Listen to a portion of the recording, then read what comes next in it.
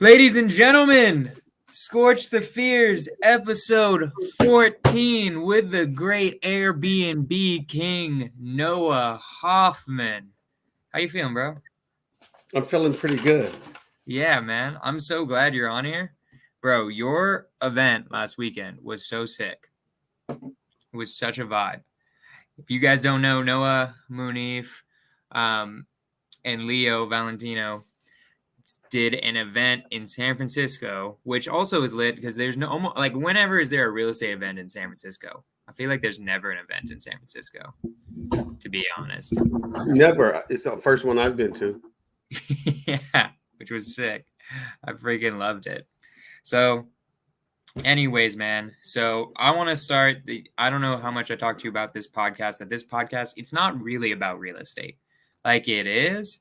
But it's more of a mindset podcast. It's more about dealing with fears, dealing with like things that are mindset barriers and things like that. I'm planning on eventually not just having entrepreneurs that are in real estate. It's just because all my friends are in real estate. I'm eventually planning on doing more than just that. I'm going to invite like people from different industries. But obviously you're here now, so we're going to start with like how'd you get into entrepreneurship? Well, just if you don't mind, first I just want to say thank you for having me on. Yeah. And what you said at the event the other day was awesome too, and I really liked it. I enjoyed it. You specifically talked about leading with value, and it's like, and it's so important. Like people, like it's like the key. It's like the key to get through doors, and it's so interesting how some people don't kind of quite understand it. They're more transactional.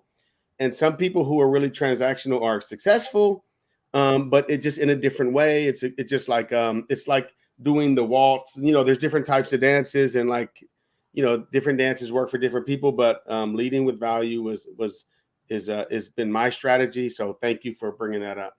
It's honestly how you get everything you want. That's what my speech was. The guys, I kind of did it. They put me up there at his event, even though I wasn't planning on it. So I was like, all right, I'll just come up with what I think is like the most important thing in real estate, which is, and just life in general, is like starting with giving some value to somebody and not expecting anything in return. I think that's the key that most people miss.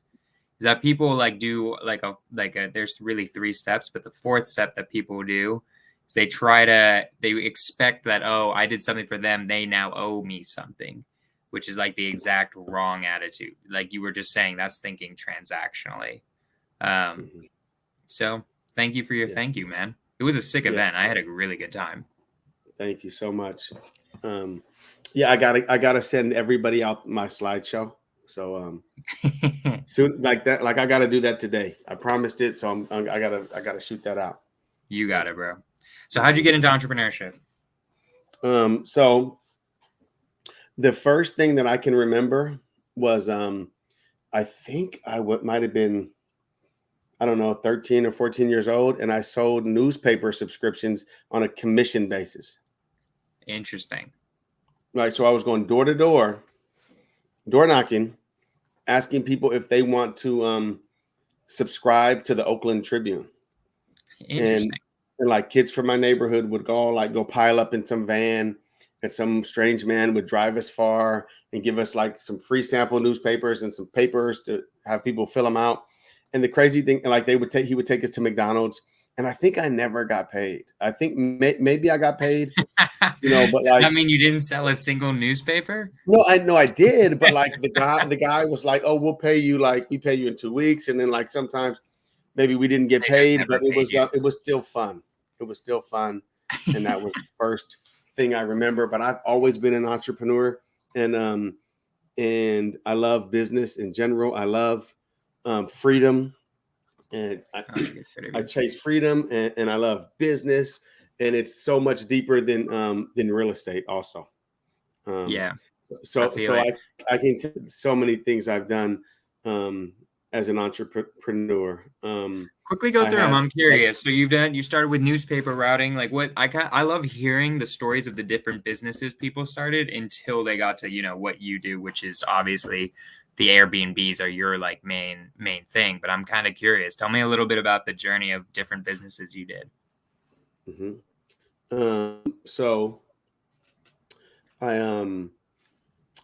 had one of my biggest like pivotal, one of my biggest businesses and parts of my life was hauling a few trucks, and I would haul garbage for people. I would haul furniture. I did a little moving, and it was like it was just so much freedom for me because I had a car that broke down, and then a friend said, here, like a friend, you need a vehicle, and a friend has a truck for sale. Do you want it?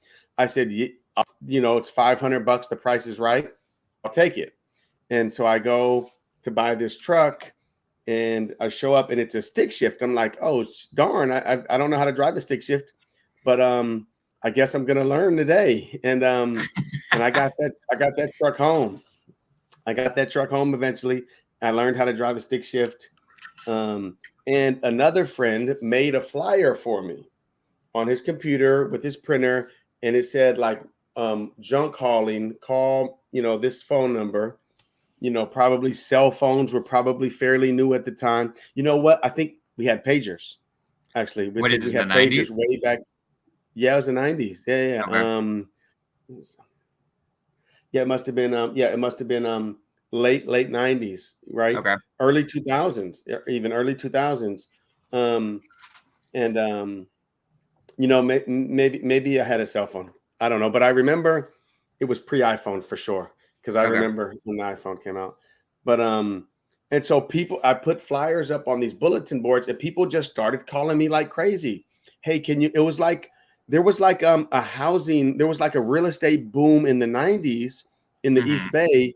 People were like, and I heard about it, but it trickled down to me because people were buying new furniture, having me take their old furniture away. Interesting. Like people were just buying new furniture, just buying so much new stuff for their house, and like out with the old, in with the new, out with the old. And a lot of times I would take this furniture and go resell it.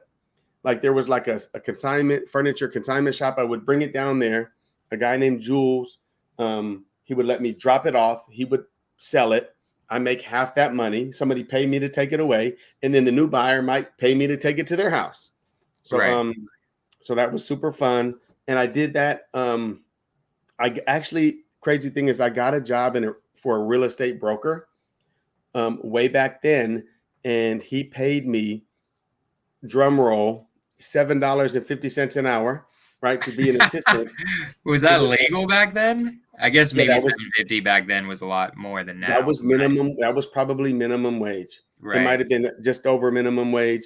Gotcha. And it was my mom's friend's husband, and he was gonna really take me under his arm.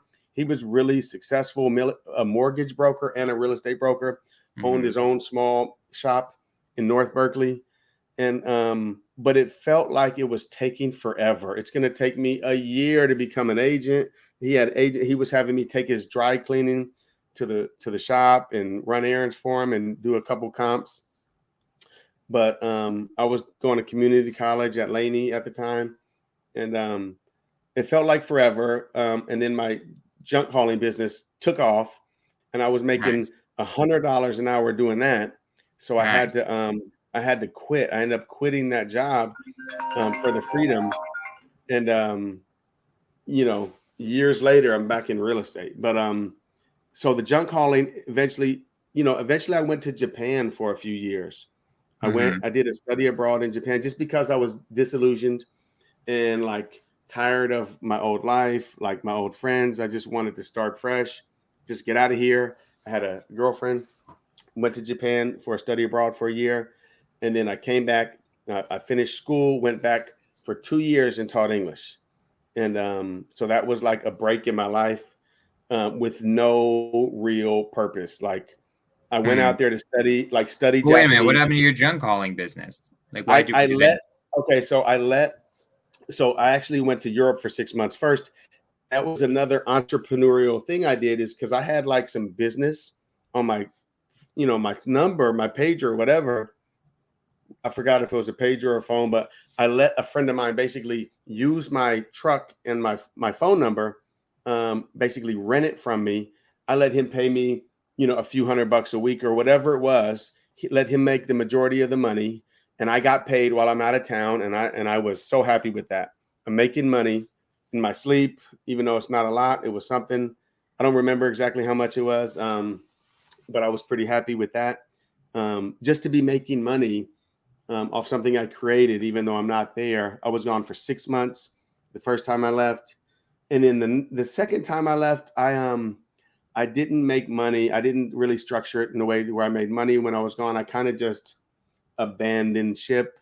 And I think I might have gave it to a friend or whatever. I had a few other friends doing the business now. A few other friends like copied me or, emulated me and started their own kind of hauling businesses. But the great thing was when I came back from Japan, I didn't have a job. I didn't know what to do. I had a college degree from Cal State, but I didn't know. I had no clue what to do. I had not an idea in the world. And a friend of mine who kept junk hauling business going. It wasn't part of my business. It was his own. But he said, "Hey, you can come work with me. We can split money, whatever." Like, because he would get calls every day. And so I just, it was fun. We just ride in the truck, go make a few $100 or whatever.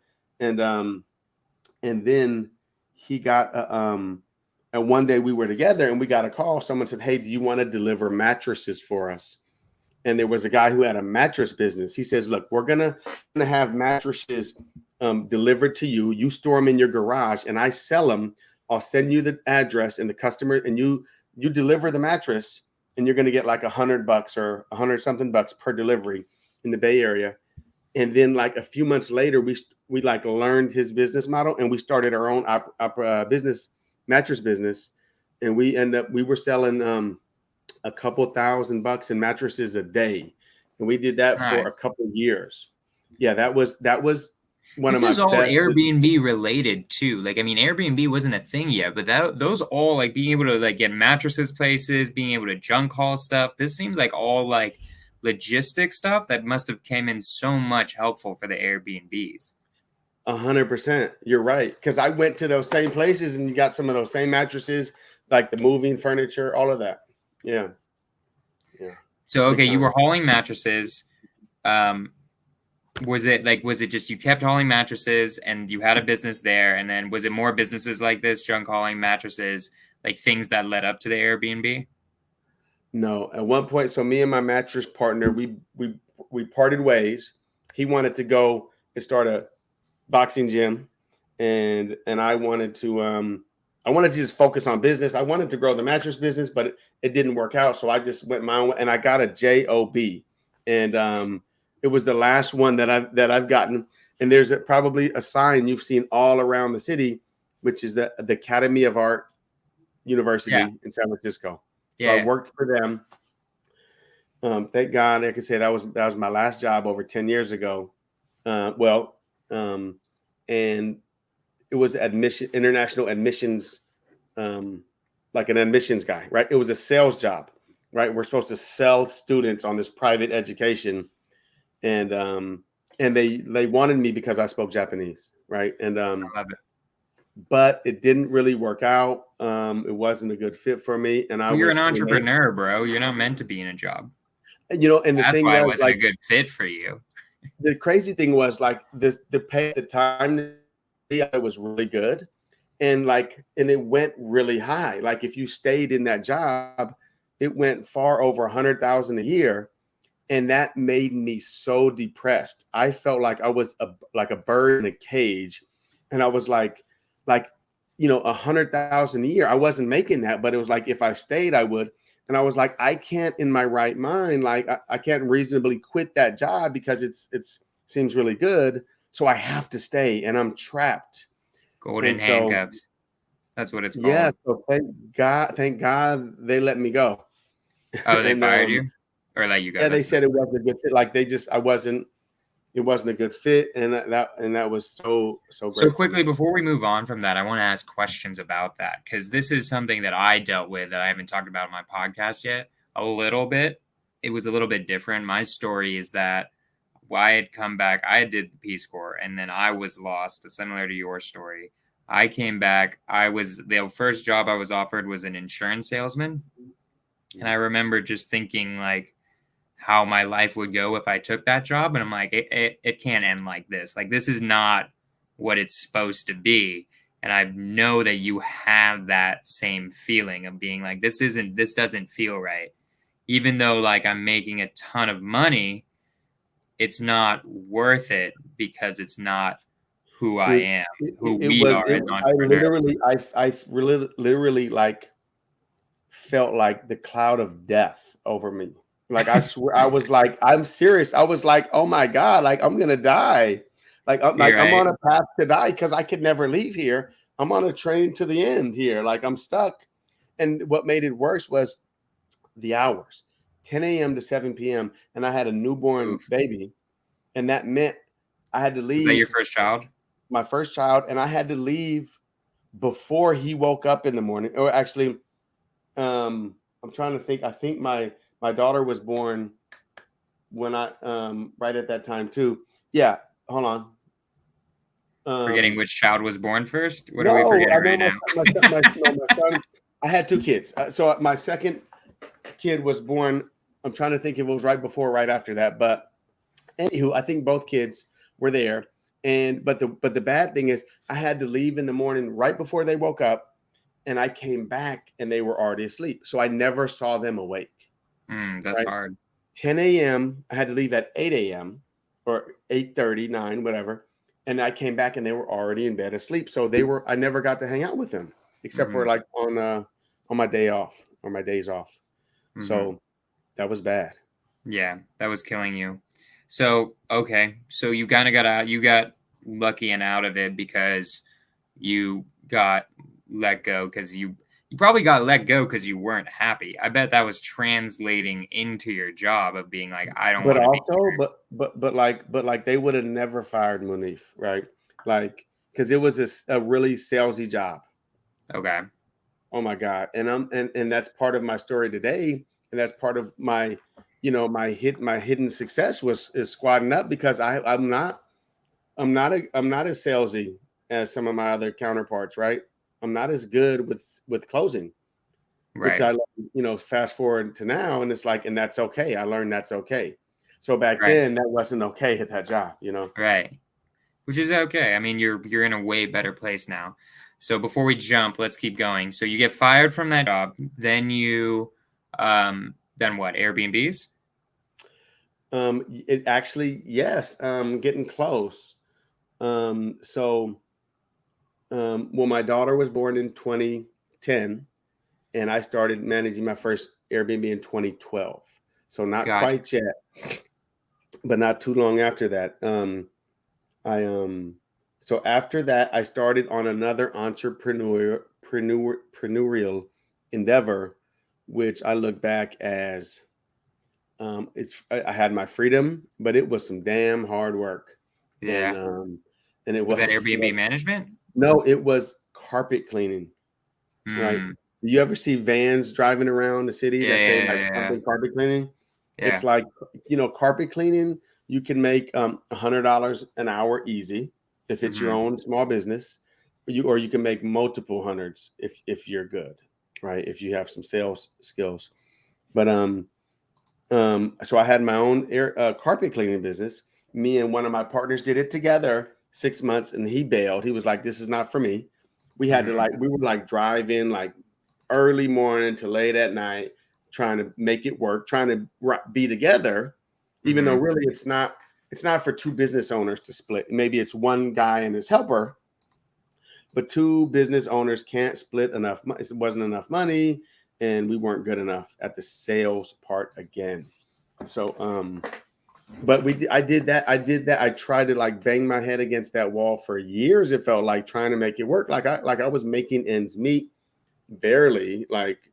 And I did that off and on for a while, and that helped me get into Airbnb. Eventually, I start managing one Airbnb for my first real estate So how'd you mentor. hear about it? Because that was like when it came out, right? That wasn't like nobody knew what Airbnb was in 2010. It came out in like Right, what, 2008?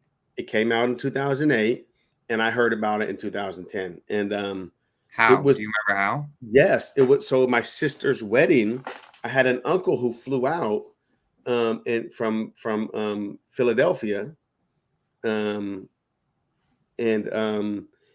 to my sister's wedding, and he said my daughter Spencer bought me an Airbnb in San Francisco, and I was like, "What's that?" He's like, "Oh, it's you can rent someone else's home," and I was like, "Huh, that sounds interesting."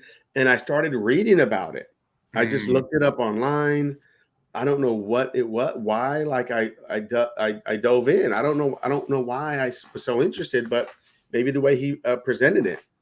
Right. It's funny because his name is Lynn, which could almost be a woman's name, and his daughter's name is Spencer, which can almost be a man's name. But so Uncle Lynn and his daughter Spencer, and they got the first Airbnb I heard about, and it was just like perfect timing. My buddy told me I have this empty studio. It was like it was like a week later. It was like it was still fresh in my mind. I was like, hey, there's a thing called Airbnb. We can put furniture in it and people will rent it for short periods of time. And he said, let's try it. We furnished it. The owner furnished it with me. He helped me furnish it.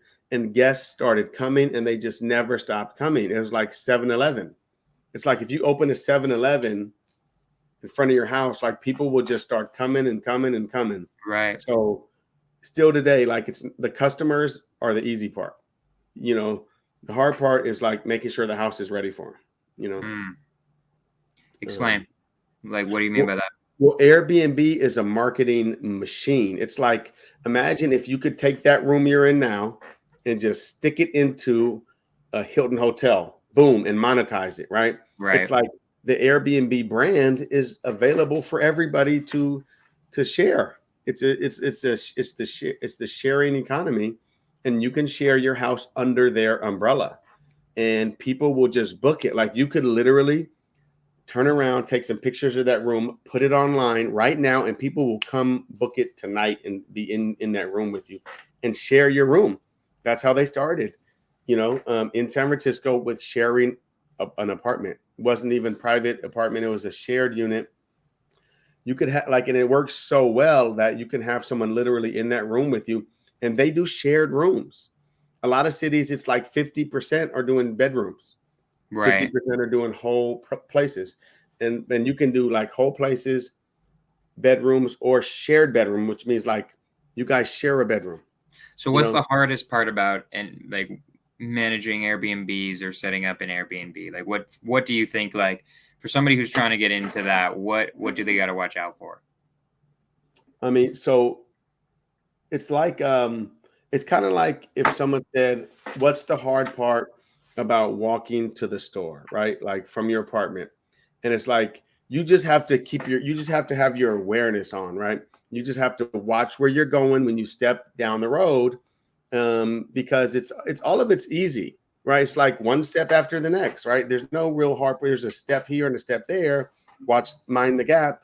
But so for me, the hardest part in scaling an Airbnb business is the setup, right? I can manage more and more units, right? Right now, I'm managing about 50 units with about 3 VAs, right? 3 VAs. I'm managing about 50 units. I mean, I have another full-time bookkeeper and I have a full-time maintenance coordinator to offset that maintenance part, because that's a hard part.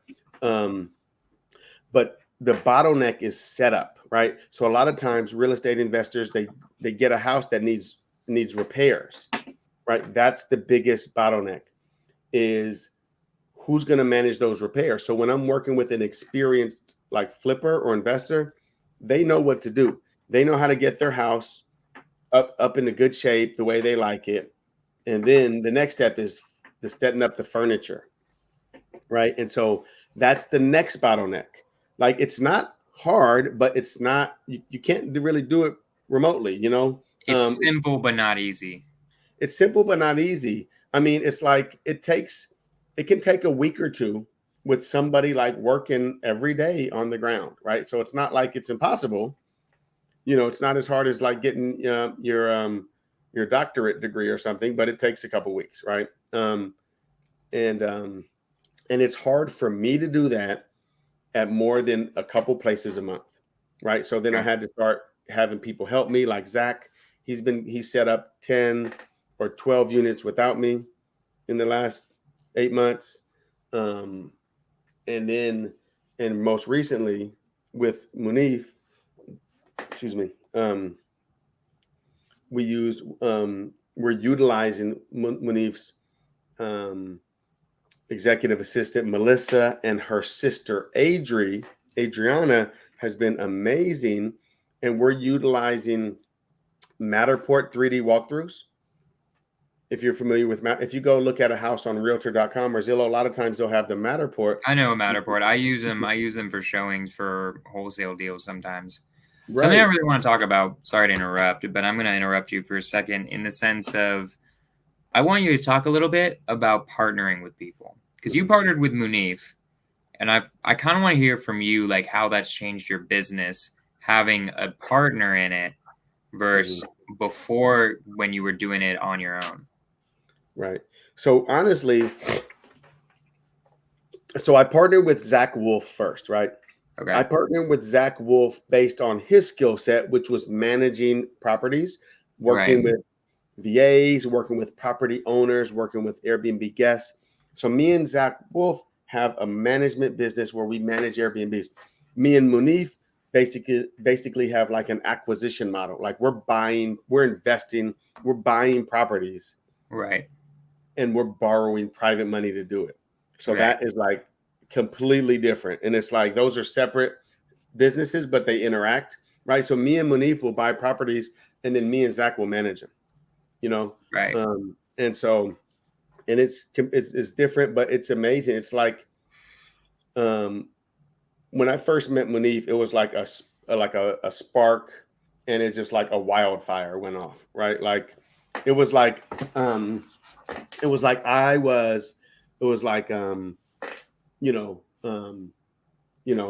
he was a spark and I was a flame, and we were like in a field of dry grass, or maybe I was the grass. I don't know. But what does that look like? Like, what does the actual conversation like that look like? Because I have noticed and been jealous of people with partners a little bit, in the sense that I see it sometimes 10x businesses. But I don't know what I would look for or how would it feel like. Well, I mean, so I gotta say, and you should feel comfort in that. I say like you'll know it when you find it, right? And so it's so much like dating. It sounds like I just asked you like, how do you know when you find someone you love? Which is hilarious. Right. It sounds like the exact same answer. Dude, and it's so funny because a lot of times we're kind of like we were like we've described each other as like long lost twins in a lot of ways. Like we both tend to run late. We both tend to do certain things similarly, right? So but we also have complementary skills also, right? So we're not the same at everything, but we're both the same in a lot of aspects. But so and one thing that I love about his story is he says he wanted to like meet up with me or work with me or talk to me before we really met. But he said he didn't feel like he had any value to bring, so he didn't approach me until I approached him. Right. So it's like we met at the Triple Digit Flip event, which was just a few months ago. Right. Yeah, we were hanging there for a little bit too. Right. Is that when he first met you also? That's the first time I ever met Munif. That's the first time a lot of people met Munif. So that was pre his Closers Olympics. By the way, guys, Munif Saza, dope dude. You guys should look him up. He definitely has some Instagram stuff going on. Dope guy. He's now Noah Hoffman's partner. And they just did a real estate event together in San Francisco, like I was saying. But yeah, he's a cool guy. He comes up in a lot of podcasts and stuff like that. But anyways, you met him there, and then how you knew is just you kind of knew because you said you were like long lost twin brothers. Twins, yeah, we were twins. Except it was like I'm Arnold Schwarzenegger and he's Danny DeVito. Right? You know, you seen the movie Twins? That's hilarious. No, I'm just kidding. That's funny though. Yeah. But no. So we met at Triple Digit Flip, and we walked to Starbucks. It was a group of us. And then I bought him. I treated everybody to like lattes at Starbucks, and we hung out for the day. And then, I didn't see him or talk to him until he won the Closers Olympics, and everybody was giving him love online. And I said, let me chime in here too, and like make it, like, congratulate him, and congratulate him, and make a joke or whatever. I was like, hey, Manif, when are we buying an Airbnb together? And he was like, dude, I've been waiting to buy an Airbnb. I'm so ready. Like, let's do it, like, now. And I was like, cool, man, let me know.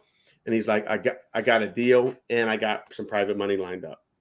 Let's make it work. And I was like, really? Do you really? He was like, yes, let's get on the call. And we got on those calls. He had a deal, and I said, that's too expensive. A $35,000 assignment fee, a property with no equity. It's still a bit high, I thought. So he was able to get that down to $21,000. We talked to the lender. That was light work for him, no problem.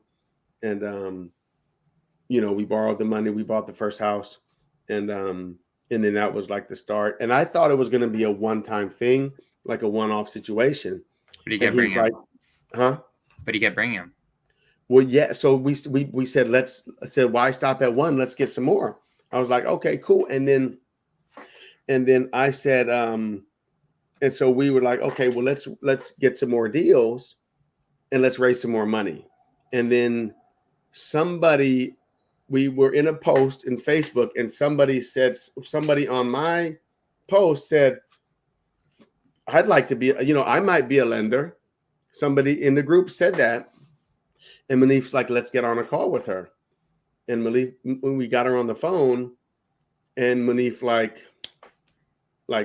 says the magic words, open sesame. And she's like, where do I sign? Right. And he's like, we're actually not JVing with anybody right now. We're just borrowing money. And the way he said it and the way he structured it was amazing.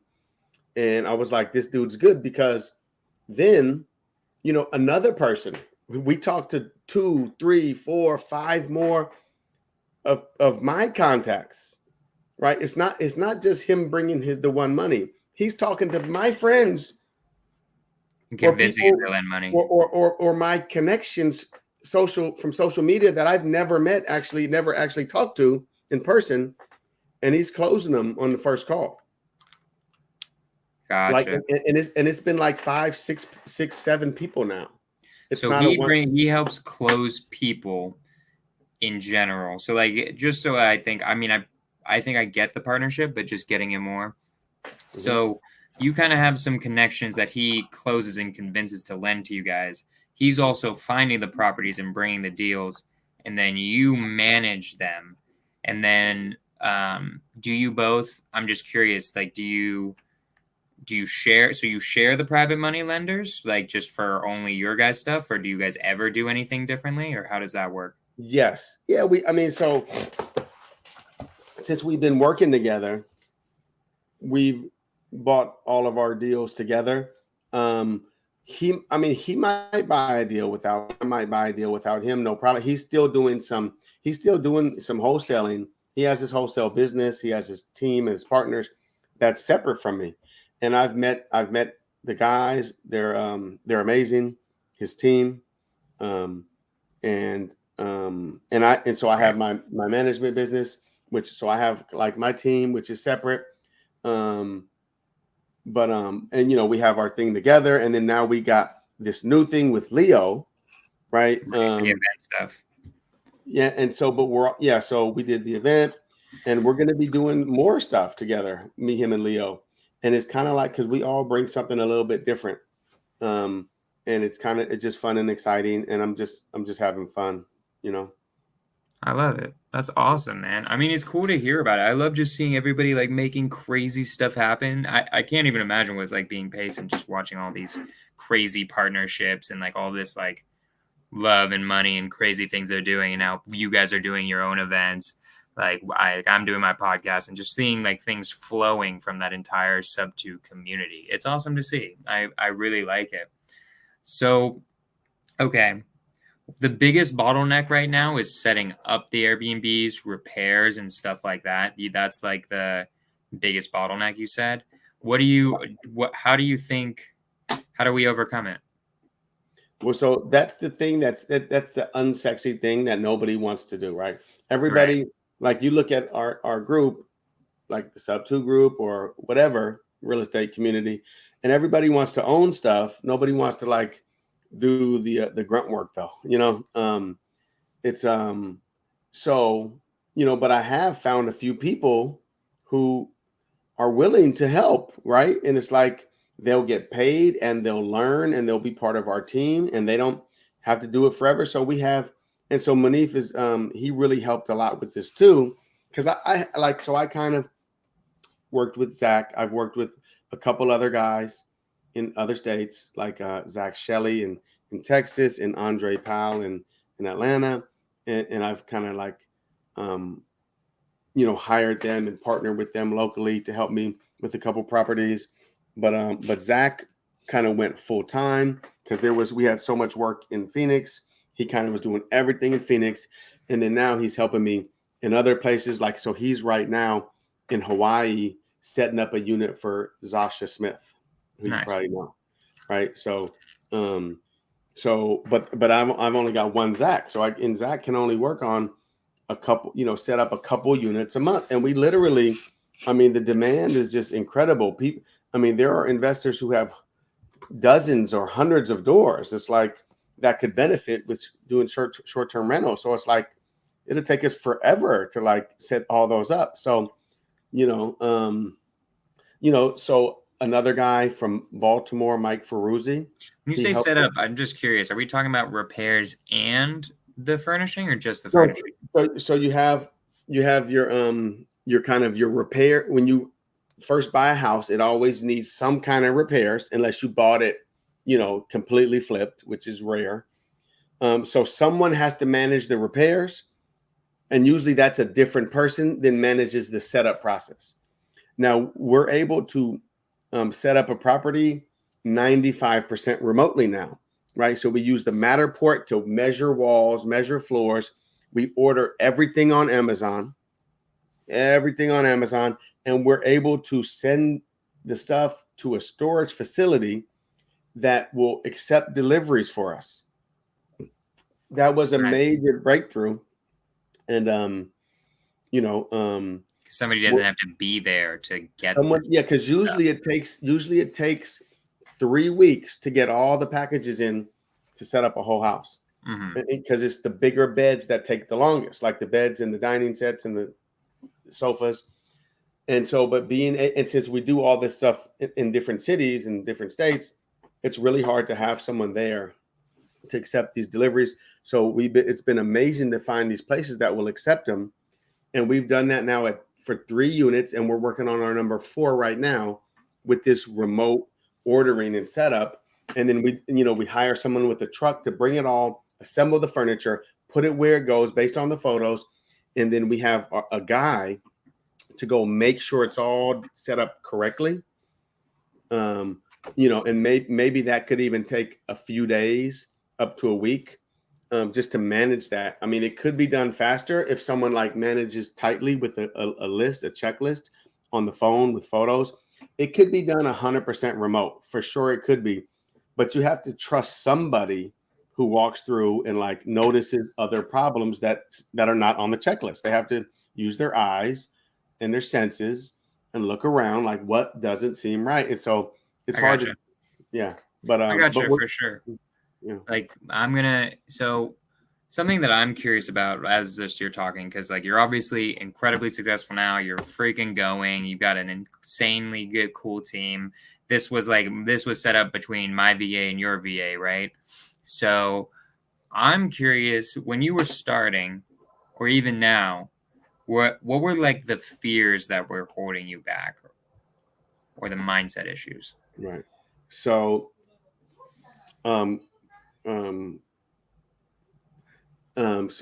fears is a huge part of what I talk about all the time because I still have fears all the time, right? And it's we like all do. It's a recurring theme. It's like, and the theme for an entrepreneur is having the fears and walking and pushing through it, right? Push through the next level of fear. because you eventually get used to whatever it was that you were fearful last time. So I used to have fear with every new Airbnb in a new city, right? It Right. used to be every new Airbnb, like, is it going to perform well? Are we going to have problems? Like, what Right. could the problems be? Could it, and I'm explaining to people all the time that, you know what, we do have problems, and that's called business, right? In Right. business, you have problems, and that's why you have a job, So is to true. solve those problems. Like any easy business, like the value is going to come down if you're not solving problems, If it's easy, right? everyone would do So, it. right, and so it's like it's crazy that these problems, they seem Sorry. like some kind of anomaly. They seem like they're not supposed to be there, and I have to explain to people like that, like, you should expect a problem, right? Like expect the unexpected. Right. So yeah, so I'm always And have how should you something. react? How do people react? Because I know a lot of people like freeze when they have a problem that they don't know how to deal with. What advice do you have when something unexpected happens? How do you Well, deal with it? okay. Well, I think in certain times it's very impressive to move quickly, right? Move quickly and decisively. Like, if you know what to do it fast. But a lot of times, if you're not sure, like sometimes if something happens, it is best to do nothing. It is best to like Hmm. wait one day to I know think what you about it. mean. Like if there's a negotiation, for example, just like, if there's counter offers, like for a seller or something, sometimes you don't want to rush, right? Sometimes you want to wait, and let things simmer. And And so, why? Why do you think that? well, because more, you can let the other side move quick, let them make a decision, like let them, if you like, you're like we negotiate on Airbnb rates, right? Guests make us offers. Somebody made us an offer the other day. They offered us, I think it was,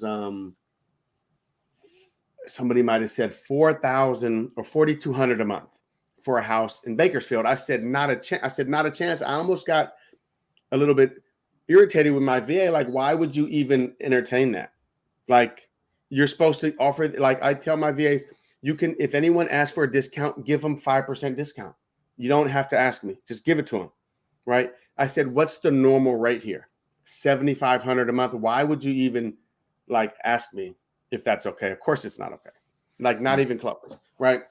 And then, but we can consider like 6,150 a month, right? 6,150.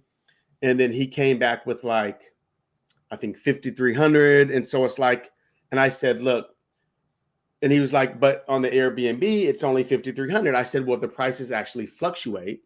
You want it for the next 6 months. And in the summer, the prices might go up to 8,000. So, and so I'm not rushing. I'm going to let him think about it, and he can make the next move. Like, it's just like negotiating. You don't always rush. If What you I have a, Mhm. Sorry, you go. You keep No, going for a so second. like, recently, Zach Wolf, or he got a little bit concerned because we got a message on Airbnb, like somebody said, "Hey, I know where this property is, and you're not supposed to do this here in this area. You're not supposed to do Airbnb here." And Zach's like, "Oh, let's like shut it down." Like, and I'm like, Right. "No, Zach. Like, no, you don't just shut it down because somebody said they don't think you're supposed to do this. Like, no, it's like Munif, and I talked to Munif, and Munif's like, of course not. Like, no, we wait for a court order. Like, that's when we make a decision, like a court order, then we'll talk, right? Like, we don't make moves based on rumors and hearsay and what people thought. What I'm taking from this, which I think is so goddamn true, especially like when I've screwed up a deal, has always been because I didn't take a day to like, okay, let's take a day. Let's think about the right next step. Let's not like rush out of emotion because as an entrepreneur, you feel pressure, right? That's a perfect example. Like somebody's like, hey, you shouldn't be doing this here. I'm going to tell the cops or whatever they said. Like, I'm going to tell a judge or some shiznaz, right? And I've dealt with that too. I remember when I started, I dealt with people like even recently, there was an agent who's like, yo, wholesaling's illegal. We're gonna what you did was legal. You marketed an on-market property. And so unless you like stop marketing it, we're gonna cancel this deal. We're gonna sue you, blah, blah, blah, blah, blah. And I just, at this time, I was just, this is like a problem I've dealt with before. Is that also the thing where I was like, people just say that. People constantly just say they're going to sue you just because they want to try to scare you. And it's like, bro, shut up. You're not going to do that. Like, that's such a lie. Or But do I it, remember. do it. Yeah. Yeah, exactly. Do it then. You're not gonna. But I remember when that first happened to me freaking out. And immediately I canceled the deal. And I could have made, I think I could have made 70K on the one that when I was like originally doing it. I was going to make a ton of money, but I got freaked out because I didn't know what that meant. I didn't really have a lawyer. I was really new, so I didn't know. But a lot of times I've noticed if you, like what you're talking about is if you take a moment, pause, and like let it simmer a little bit and let yourself sleep on it on like what's the right action and not immediately start freaking out and acting on emotions. I think that's super powerful. And I think that's some good wisdom right there for any like striving entrepreneurs for sure. Yeah. So, and I don't know why that's true, but I've learned it from other business owners or other entrepreneurs, like saying like, wait, like, no, we're not going to make a decision today. We're going to sleep on it. And like either you come up with a better idea or something else unfolds within the situation, you know? Right. Exactly. What other advice do you have with high pressure situations, whatever it might be, like situations that are like obviously get your heart racing a little bit and stress you out? What else is there anything else you think or any other rituals or anything else you do when you're dealing with something like that? Yeah, I mean, so again, waiting. A lot of times, like if I see a scary message, like come across my phone, like some really, really bad news or anything that like causes anxiety, a lot of times I won't go, oh my God, like I just like swipe away and leave the phone down, and I can continue to do what I'm doing. Even though I might not give it a day, I might give it some time. I won't even respond. I won't even like fully read the message. I just wait and, and process it better over time. So yeah, so just waiting. I wait for anything like that, like a scary situation, because I've been in so many scary situations. I feel like over the years, like so many. Like I have, like it's just a couple of days ago. Like I have, 5 of the Airbnbs I manage, people stayed multiple months, and like they're like, hey, can we rent it for a couple of months or whatever? Oh, can we extend it another month, another month, another month? And then and so 5 of the units became non-paying tenants in California.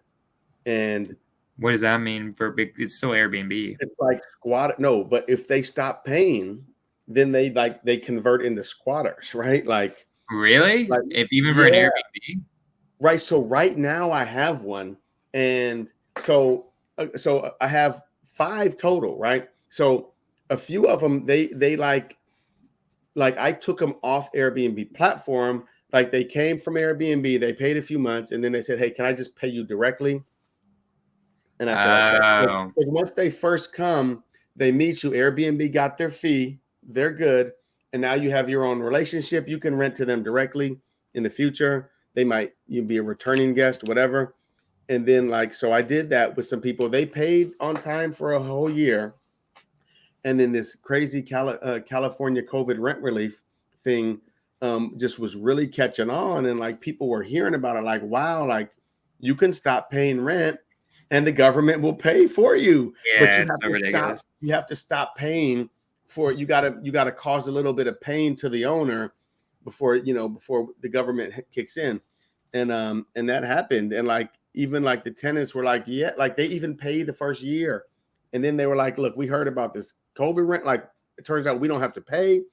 and they'll pay. Like you could even make up to 100,000 in a family of 4, and they'll pay for you if you just stop paying. It's crazy. So it's like it just caught on like wildfire, and people just stopped paying everywhere. And anyhow, so just 2-3 days ago, by the way, that law like changes at the end of this month. It's over, right? No more applications are coming in, but they're still taking applications. But a guy told me a few days ago, look, and this was my biggest Airbnb reservation I've ever had. It was about $85,000. The guy stayed like 15 months, right, in Fresno. And then his insurance was paying the whole time, because his house got fire damage, and he lived in our place for 15 months through insurance, and they paid really high rates. So it was awesome. And then they ran out of insurance money, and the guy said, look, we're out of money. The insurance won't pay anymore, and I don't have enough money. And I said, well, I'm sorry to hear that, but I actually can't help you. I don't own the house. I manage it for someone else. So, this is the price. If you can pay it, if not, I wish you the best of luck in your travels. And then he's like, well, actually, I have a family. I can't make them homeless. So I'm not going to be able to give you the key back or leave or pay. Right.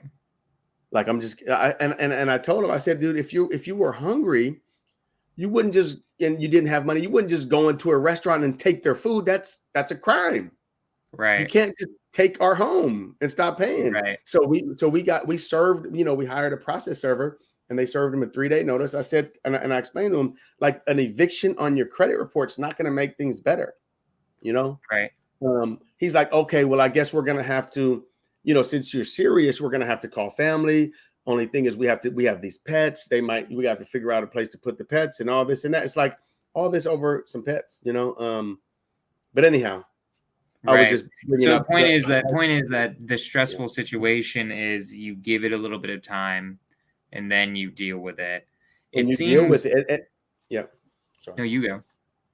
I was just going to say another thing is, with I can like when I work with owners, property, I've learned a lot from the property owners that I've worked for. Right? They've all been more experienced than me, and they teach me how to deal with problems. And a lot of times in their very uncomfortable ways. And it's like, I always like using specific language, right? Like being like, the owners would give me very specific messages to give, or do this, and this exactly. And I want to spin it my own way. I want to be nicer, or do this or do that. And it's like, I've learned, like, no, you have to really do what they say word for word. And a lot of times there's a reason. And like, reason? It could be a legal or a strategic reason, and a lot of times I don't understand why, but like it works out. So, for example, just like the guy who didn't want to pay. See, at first he was saying to me, like, hey, like it felt like something was wrong. They weren't paying. Hey, can I pay you just 1 day late, right? And so the owner told me, like, no, you don't give them permission to pay 1 day late, right? And because that's like, that opens up a can of worms. If I can get this, what else can I get? Situation. And so it's like, and my friend told me, look, just have them served the notice. That's it. Just make sure you get them served the notice. And he also told me, give it to him in a text message also. And then later, like when I was talking to the guy, like I was thinking like, well, maybe if they only stay, because the guy was saying like, our house isn't going to be done for 2 months, but maybe even just another week. Cause like, and I was thinking to myself, well, if it's just a week, you're going to leave in a week. And and I was asking, cause I was thinking in my mind, 1 week. Why not? Let's work with him, make it a little bit easier. Right. But then the thing is, but later he's like, hey, you told me I could stay another week. But like at first I was telling him a week it's $1,000 a week to stay here. You got to pay us the $1,000.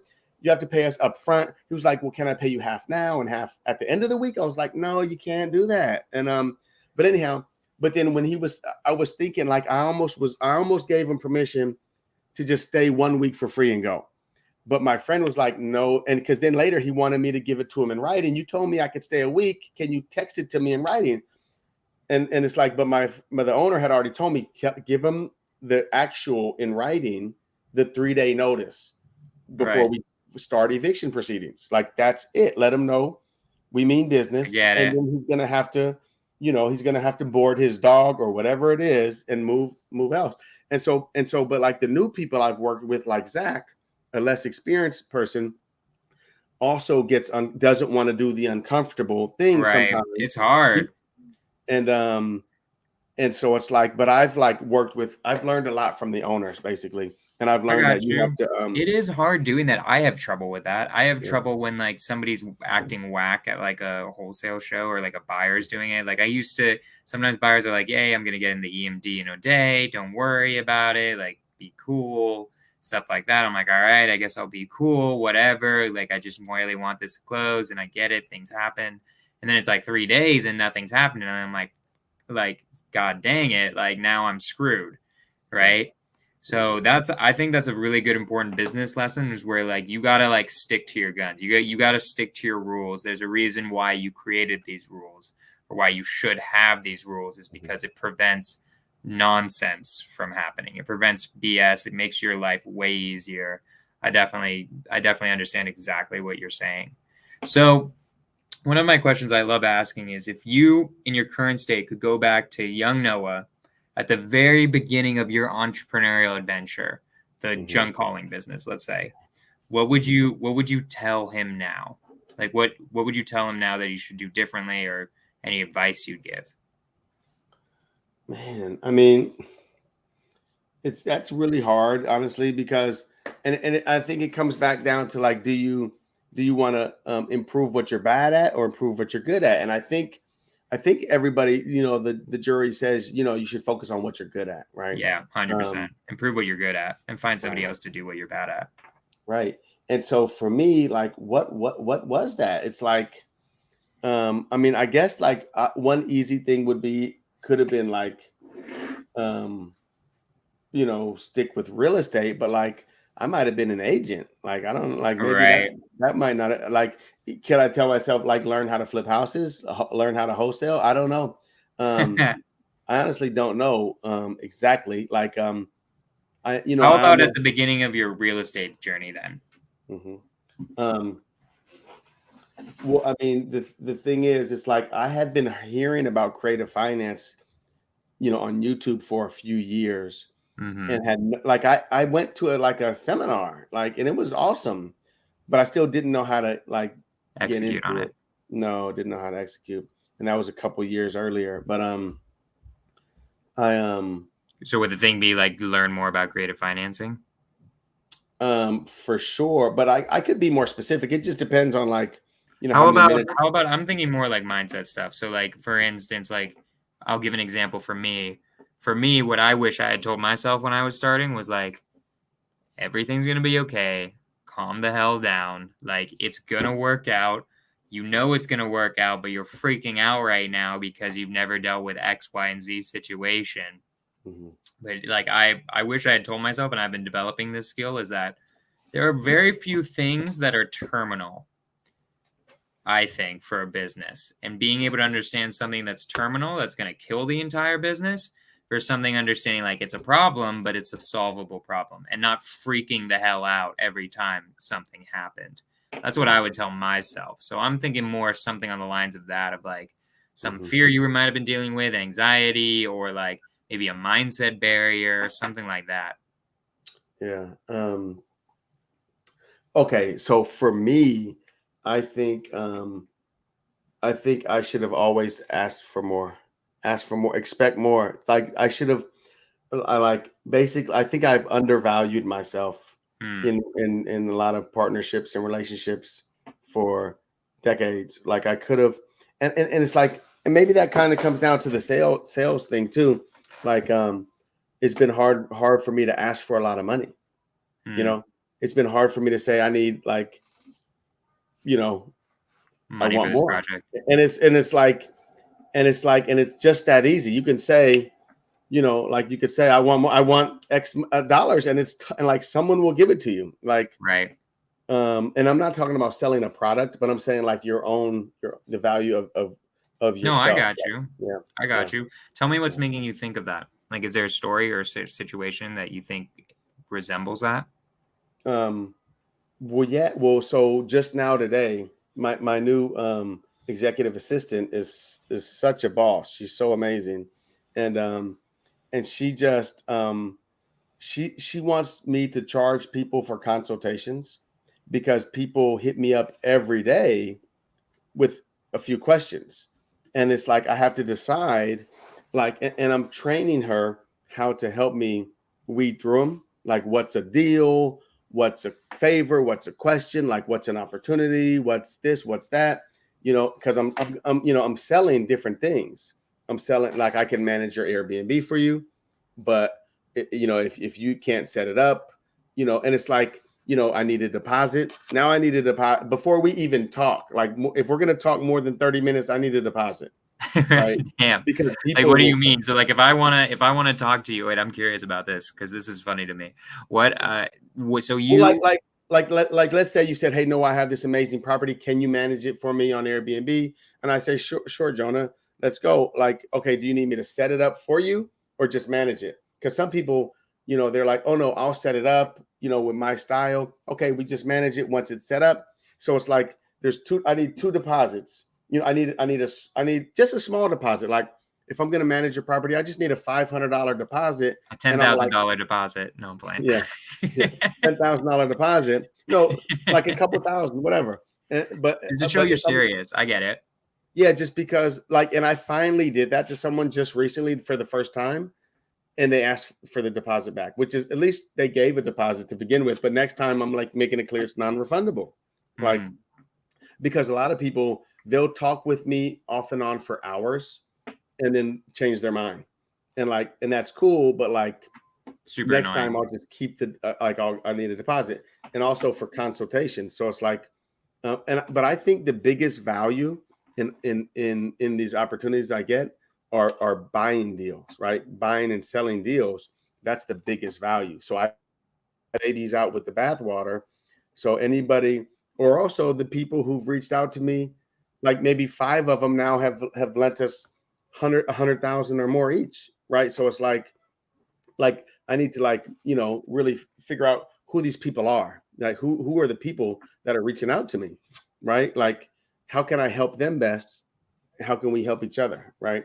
Like, Honestly, your problem is unsolvable because I deal with the exact same thing, right? You and me, we get put on by Pace and other people because we're mastermind students and we like give a lot of value. There are just certain people who kind of waste your time. Like, it just kind of is what it is when you go into that giving mindset. At least for me, because I'd like to try to give a solution because this has been my solution to this problem. Has kind of just been like, okay, you've got this deal. You just sent me 2 pages about the deal, right?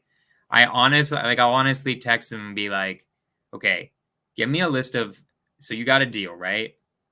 I need X, Y, and Z, A, B, C, D, E, F, G, X, Y, and Z. When you have all these pieces of information, then come back to me, then we can talk, right? I'm not saying the deposit's a bad idea. That's a good idea too. but that's a Um, different thing. So when someone wants to sell a deal, I do exactly what you said. And a lot of times people don't tell me if they want to sell it or not. They just, "Hey, can you look at this?" And right. usually they just want to. They're like, they might want to keep it. I'm like, well, and a lot of times people say, "Hey, I'm looking at this maybe for Pace. Pace might want to buy it." And I'm like, well, even if Pace might want to Why? buy it, Why we need can't to know. I buy it?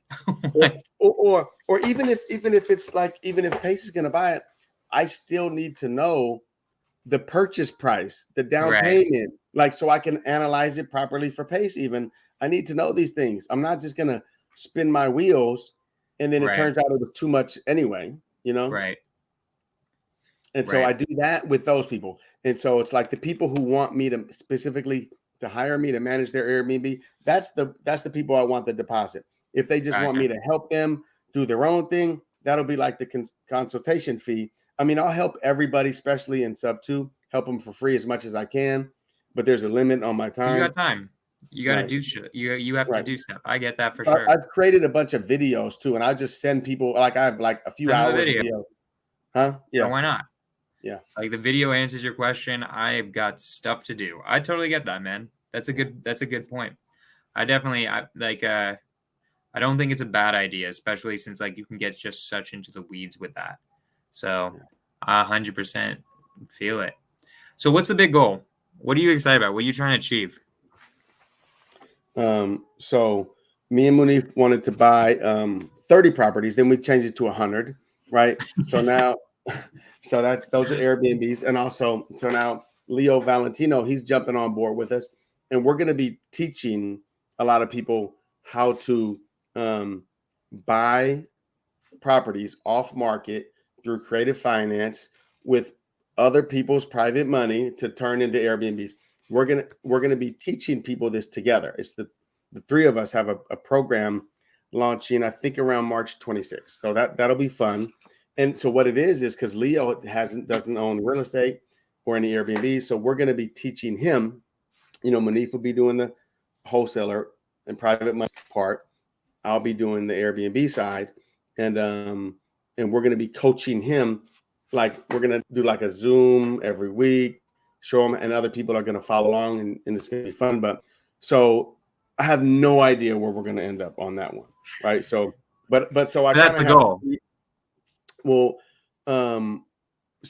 my goal is to manage 200 Airbnbs, whether they're mine or other people's, by the end of this year, right? So right now I'm only at 50. So I want to 4X it, right? Managing 200 units.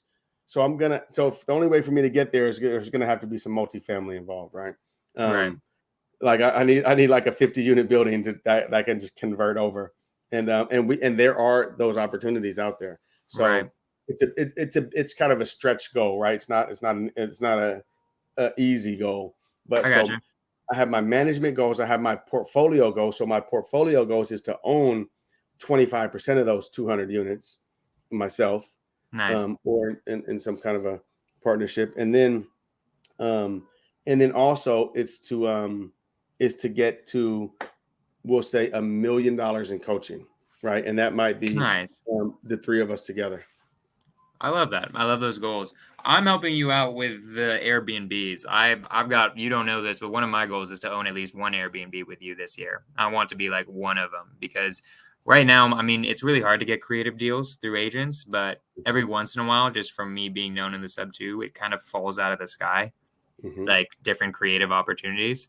So just know, like, that's going to happen. It's going to happen.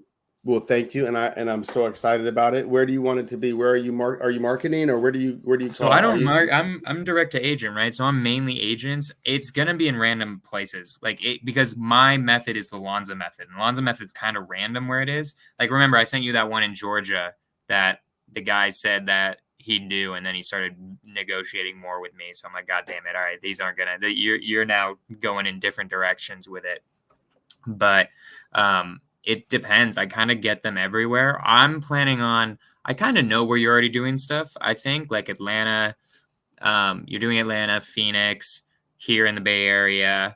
Here in the Bay Area is kind of not into good. it. Well, it has so much the problems of the Bay Area, like pricing, regulations. Well, I mean, so yeah, regulations, price. So it's like, if you want to own something in the Bay Area, it'll probably be for just because you love the Bay Area. It probably won't be super it won't cash flow heavily unless you get something crazy cheap, Yeah. But not to cut you off, I am looking to buy something to live in creatively. And I used to always like poo-poo that idea, like, oh, that's silly. Everybody wants to own. That's what they always say. Everybody says that when the first day they join Sub 2, I want to buy my house creative and own it. But it took me, and I thought that was unrealistic. But finally, learning about manifestation, I said, you know what? I'm going to own my house on creative finance. It's going to be in the East Bay Hills, and it's going to be between, $1 and $2 million, right? $1 and $2 million home, and it'll be creative. And then, I've been saying it, I said it like on New Year's Eve on Instagram, and then just recently, someone hit me up, like 5 minutes from here in El Cerrito Hills. Someone has a $1.4 million house. They want to sell, and they're willing to do seller finance for a portion of it. So I talked to someone about some, I'm trying to figure out some Morby method action, but I love it, dude. It's gonna happen. Yeah, 100%. That's the cool thing about this group is we talk about manifestation, and I feel like just thinking about it and like really like trying to make it happen really does make it happen.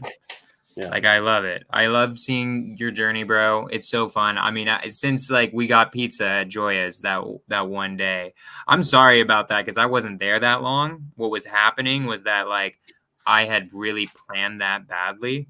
Like I had a seller appointment in like an hour after we started getting pizza, which is really dumb.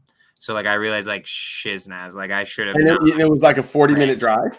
Yeah, no, it was in like freaking Marin. It was in Marin. Yeah, it was somewhere that was kind of far. So I want to apologize to you for that if I haven't done it. No, but you did apologize. But like that, it's like you making that appointment with me was so important because that triggered like my door knocking like mission, right? That triggered so many things that day, even though you weren't there. Like, so you help people even by accident, right? So it's like it's okay that how did it do that? Huh? How did it do that? How did that trigger that? Like, what happened? Where like, because I was barely there. You left, and me and Steve were talking. Right. Steve Talanoa. Yeah, I remember. We were like.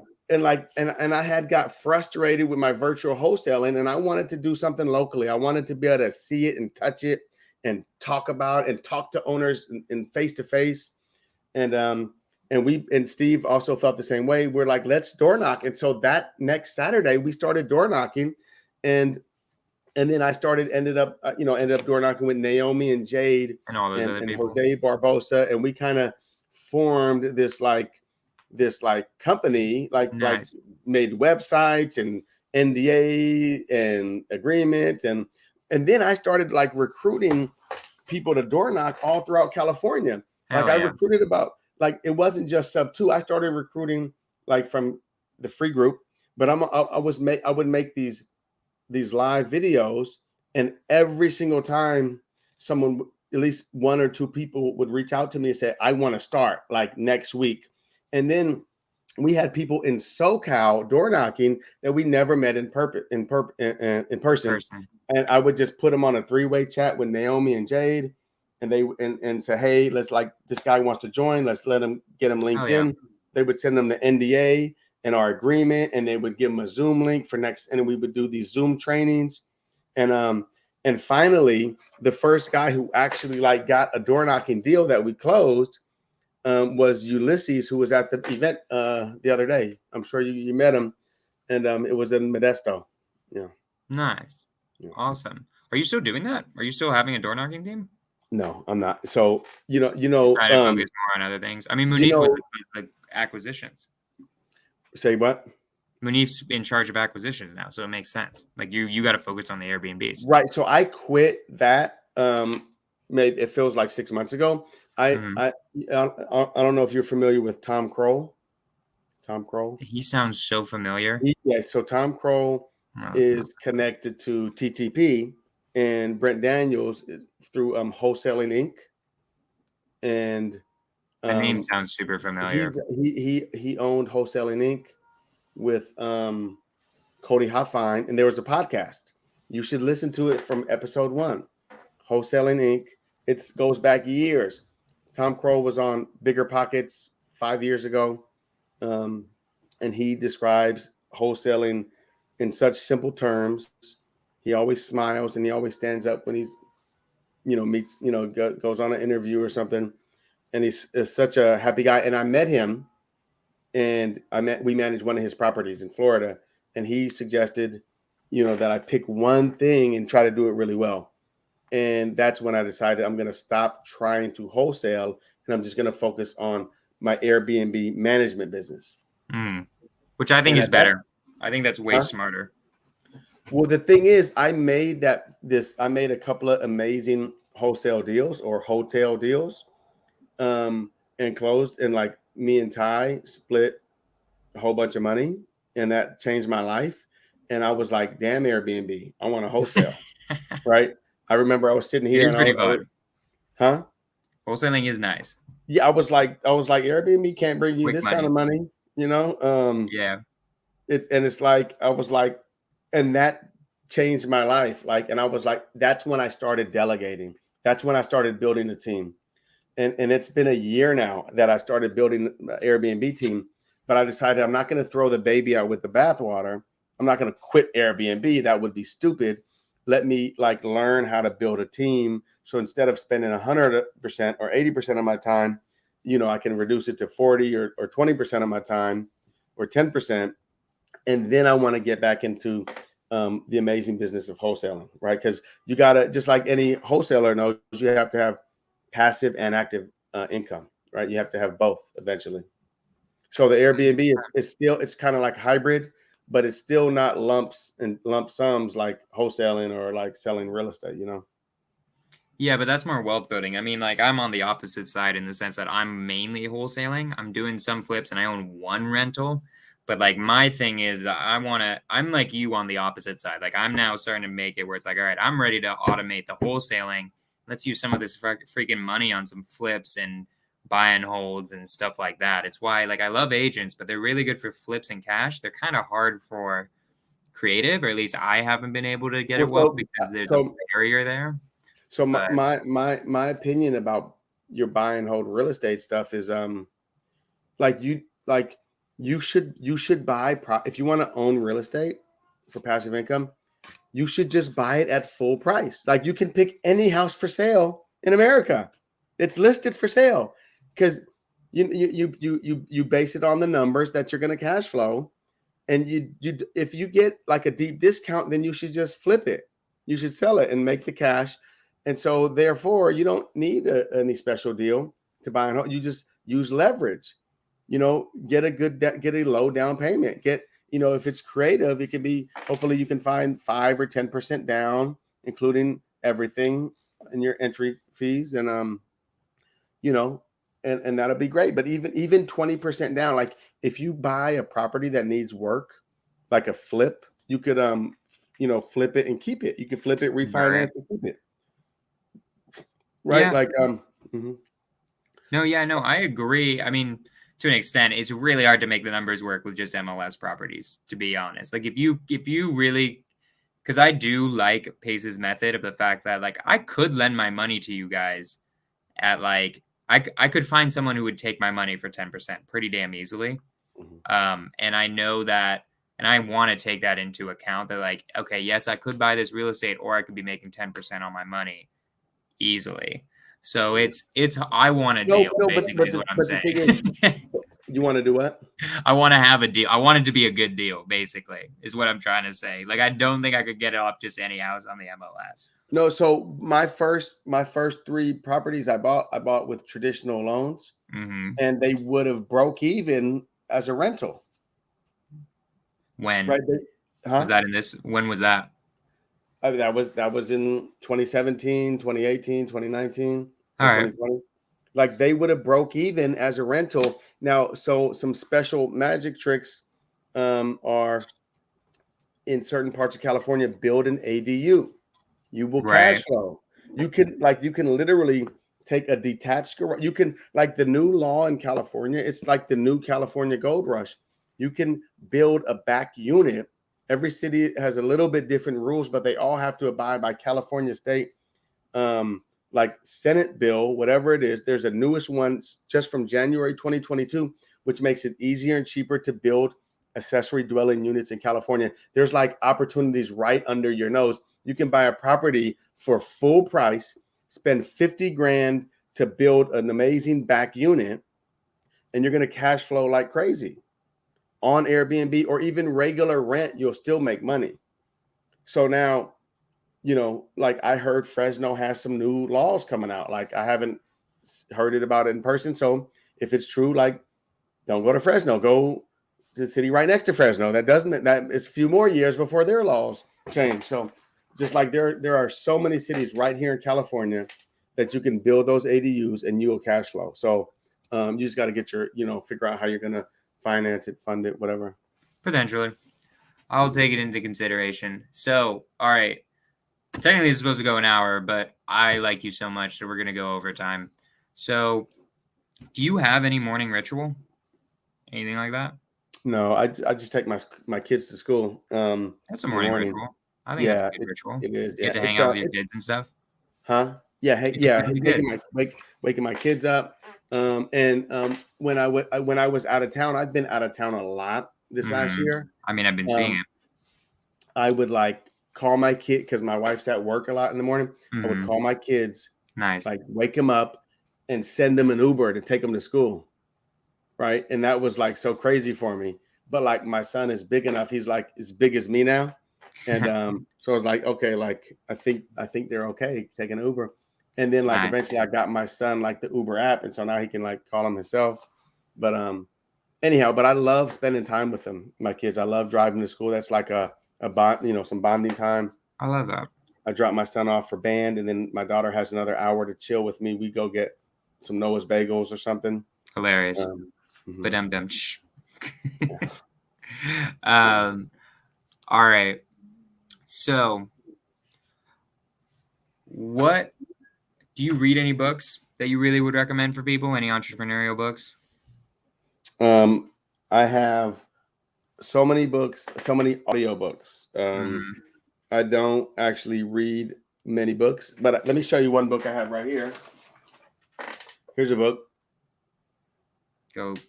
Is your business sick? Okay. All right. What's it about? By Gary and Susan Harper.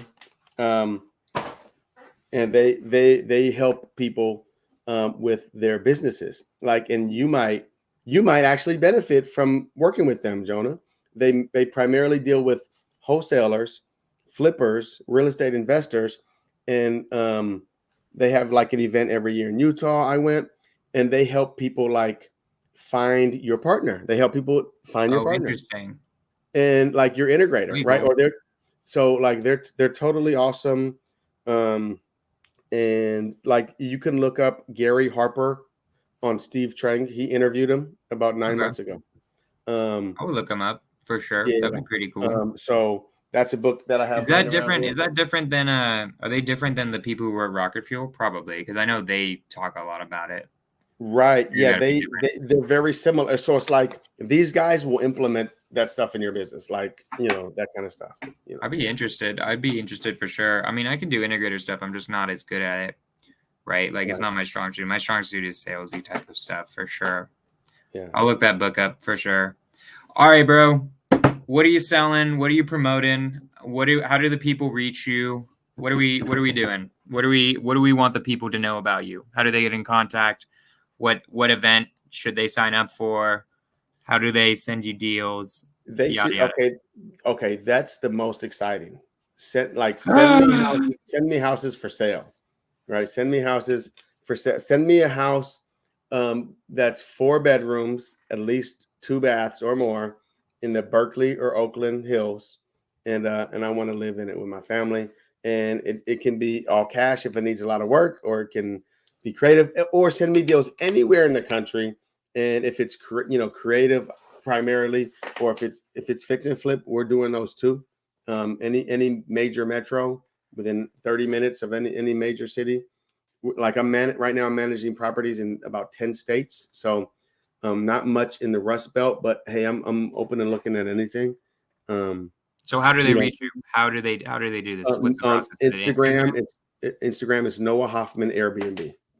Noah Hoffman Airbnb. I want to make sure I didn't spell your name wrong. Is it 2 F's? It is 2 F's. Now I edited because you had my old Instagram on here and I changed it for you, so it's correct on the screen. Oh, I see. At Noah Hoffman Airbnb. Mm-hmm. Yep, wait, what do you mean? What Instagram am I following? Well, so you're still following the right one, but it just converted over when I changed it. Oh, okay, gotcha. Yeah. So people should send you deals here. They can hear about your events. Like this is the place to go. Everything is on Instagram. Mm-hmm. Solid. Okay. I'll have a course coming out soon. I just have to finish editing. Love it. Yeah. Cool. Do you have anything last things you want to say to the people? I want to say thank you, Jonah. And I want to ask, are you moving sometime soon? I am. Didn't I tell you this? You did. I was wanting to confirm. I'm moving to Denver Okay. at the beginning of June. I'm making it happen just because I've lived in the Bay Area my entire life. I love the Bay Area. I love you. I love Vincent. I love everybody who's here from Sub 2 and all my friends, but I want to try something new. Like I've lived for the vast majority of my life has been in the Bay Area. I've lived in a bunch of different places, but I want to try something new. It's like the same old here, and I want to explore a little bit. I'm 26. So This weekend's my birthday. I'm about to turn happy 27. birthday. Wow. You are amazing. You're 26. Bro, you're amazing. Wow. And Denver's awesome. Denver is an awesome place. Yeah. You're gonna kill it. You're gonna kill it there. It's gonna be cool. And I felt like this is the only time I get to be a nomad. Like when I have a wife and children, I can't just keep traveling around. I gotta choose somewhere. So I think it's gonna be fun. Wait, what? What'd you say? No, I said life will be over then. Yeah.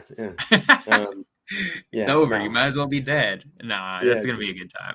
It'll be another good time. But like definitely move now. Move now before you get those roots. Right. Exactly. All right. Cool, bro. Thank you so much. This is episode 14 with Noah Hoffman, the Airbnb king. Guys, send this guy to Airbnbs. He's got 100 he's got to buy. Send him the deals. He needs a house in the El Cerrito Hills, in the Oakland Hills. He needs 3 houses. He said he has 1, but he needs 3 just because he wants to be traveling around. Yeah. But thank you so much, bro. I'm gonna end the broadcast. And then you, me, and Vincent should get lunch again, and maybe other people too. I don't know, but like that was a chill lunch. I like that one. Yeah, it was cool. Awesome. All right, bye, fam. We out.